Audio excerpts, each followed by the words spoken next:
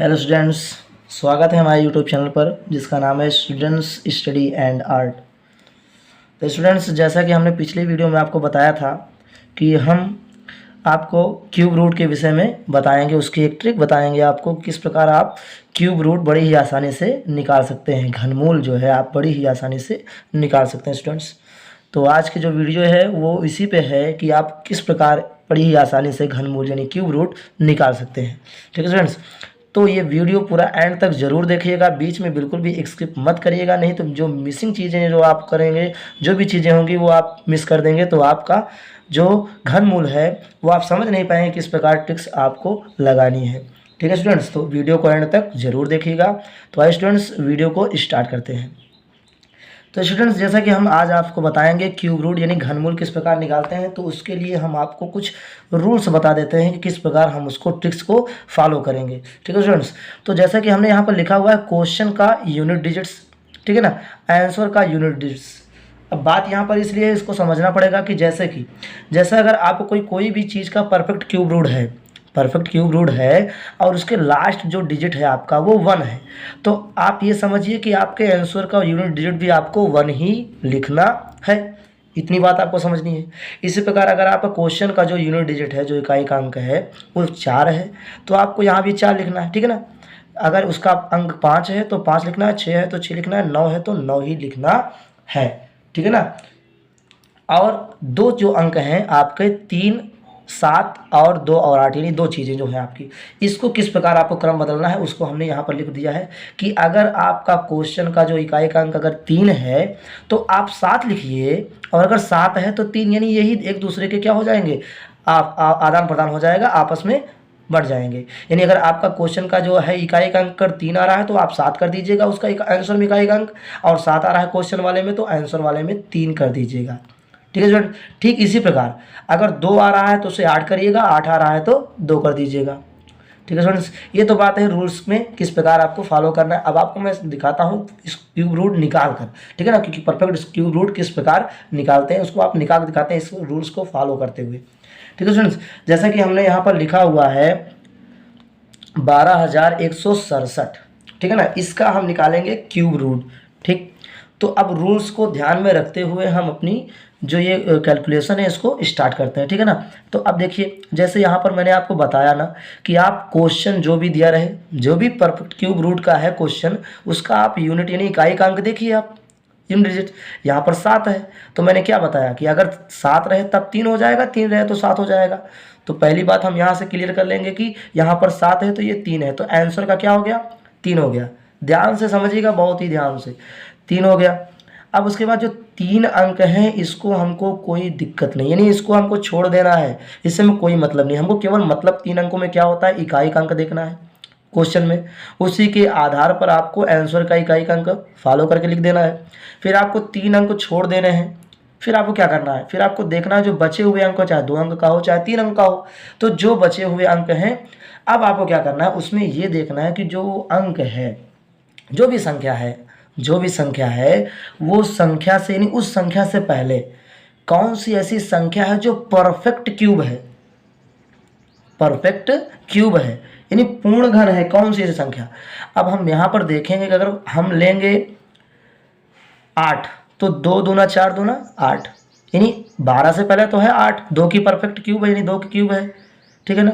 अब देखेंगे उससे अगर आप उससे ज़्यादा जाएंगे तो लेंगे, क्या मिलेगा आपको, आप उससे ज़्यादा लेंगे, अगर 3 लेंगे तो और ज़्यादा हो जाएगा, यानी यहाँ पर दिया हुआ है ना 3 लेंगे तो कितना हो जाएगा, 27। ठीक है ना, तो ये 12 से ज़्यादा हो जाएगा ना। तो यही चीज़ आपको ध्यान में देखना है कि पहले आपको इकाई का अंक यहाँ पर देखना है, इसके आधार पर आपको आंसर का इकाई का अंक लिख देना है उत्तर का। फिर आपको 3 अंक छोड़ने के बाद जो भी संख्या बचेगी उस संख्या से पहले कौन सा परफेक्ट क्यूब संख्या होती है, यानी कोई सी भी 8 है तो 8 का जो भी अंक यानी वो 8 परफेक्ट स्क्वायर है, क्यूब है, सॉरी यानी घन है उसकी, तो वो किस अंक का घन है, किस अंक का क्यूब है, 2 का, तो आप उसको यहाँ लिख देंगे, ये आपका क्यूब रूट निकल गया। है ना इजी स्टूडेंट्स, बहुत इजी है। करना क्या, कुछ हुआ कुछ नहीं हुआ, केवल आपको एक देखिए, आप देख लिए, आपको समझ में आया, तुरंत लिख दिए, हो गया आंसर। देख कर आप बता देंगे स्टूडेंट्स, समझने की बात है, बस आपको केवल समझना है कि मैंने समझाया क्या। तो ये आपका इस प्रकार हो जाएगा। दूसरे प्रकार से आपको और भी देखिए धीरे धीरे समझ में आता रहेगा आपको। जैसे मैंने अभी क्या बताया आपको कि इकाई का, यहाँ देखिए क्वेश्चन है ना, लिखा हुआ है 42,875 ये लिखा हुआ है। अब आप इसमें इकाई का अंक ढूंढेंगे तो क्या पाएंगे 5।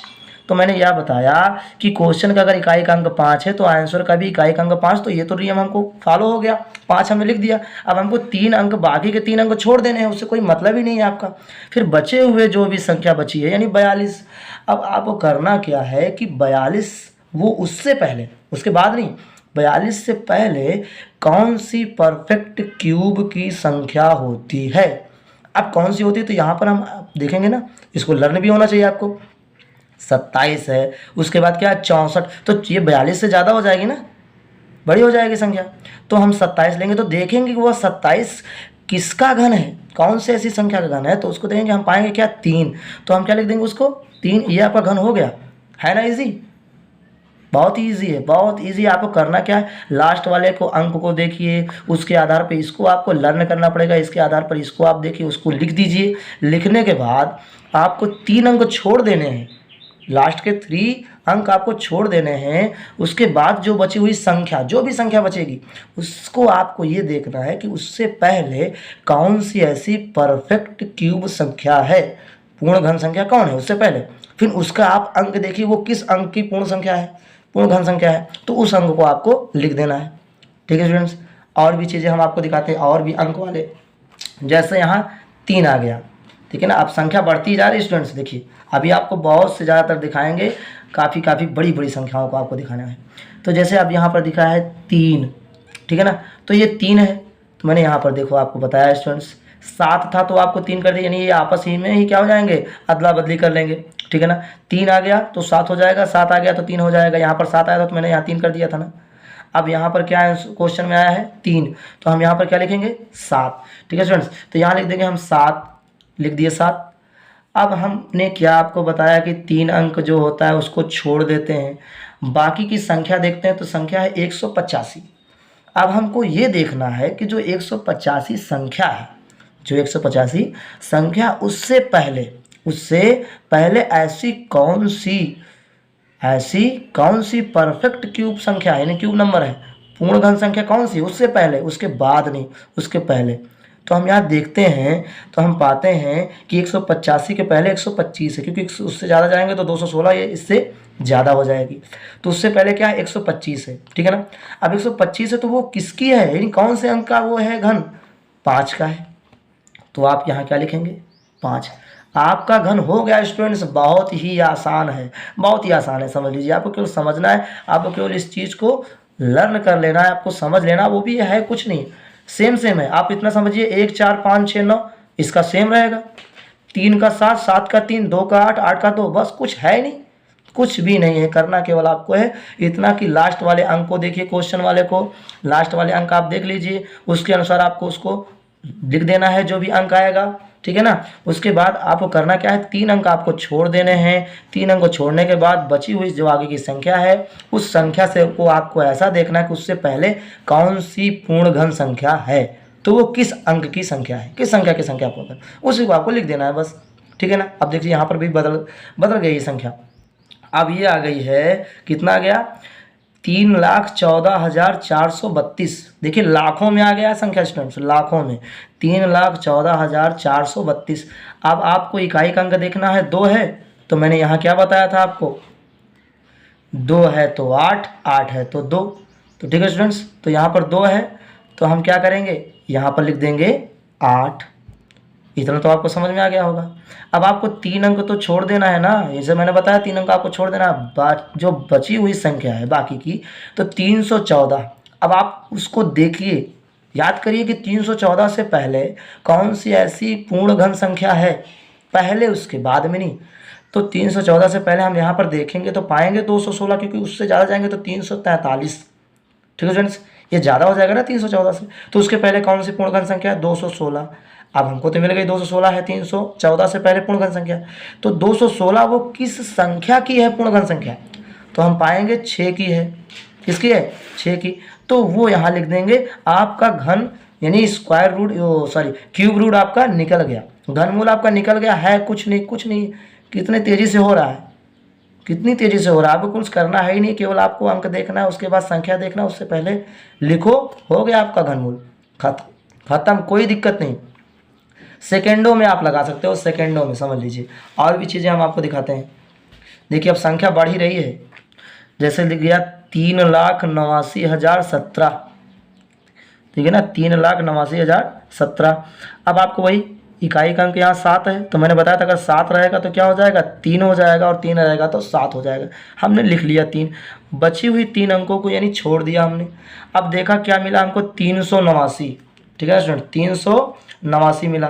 अब वही चीज़ जैसा हमने आपको बताया था कि अब उससे पहले ऐसी कौन सी पूर्णगम संख्या है जो 389 से पहले आती है, तो हमने यहाँ पर देखा 343, क्योंकि उसके ऊपर अगर हम गए तो 512, तो जो कि 512 ये तो इससे बड़ा हो जाएगा, इसलिए 343 पाए हम। तो 343 वो किसका है, 7 का है। हमने यहाँ क्या लिखा, 7 आपका घनमूल निकल गया स्टूडेंट्स, बहुत ही आसानी से, ठीक है ना।